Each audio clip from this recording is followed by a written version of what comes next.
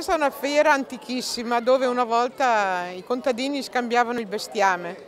Poi è stata interrotta per qualche decina di anni, adesso sono 4-5 anni che abbiamo ripreso questa manifestazione dove non viene più fatto lo scambio del bestiame, ma il bestiame viene usato per vedere i bambini perché magari non l'hanno mai visto. Poi è sempre stata fatta la torta margherita.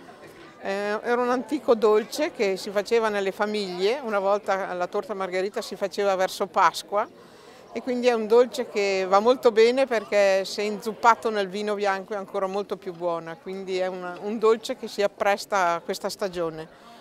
E la fiera, diciamo che quest'anno l'abbiamo dovuta rimandare per il maltempo, però è andata bene, è stata una bella manifestazione, la gente ha passeggiato, ha acquistato i prodotti sempre della terra perché col mercato di Campagna Amica hanno potuto comprare prodotti dalle nostre zone.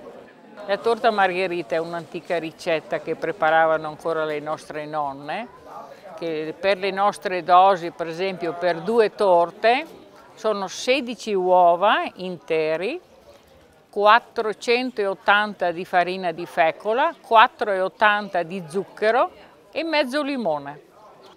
Si lavora il rosso con lo zucchero e limone, la buccia di limone, poi una volta che il rosso è una bella crema gialla, il giallo chiaro, si lavora per bene il bianco e si mescola con un cucchiaio di legno leggermente, proprio una cosa molto leggera, e si inforna 130 gradi per un'ora di forno. In certe zone è un'altra ricetta, questa è proprio una vecchia ricetta qua della nostra zona, di Castellaro soprattutto.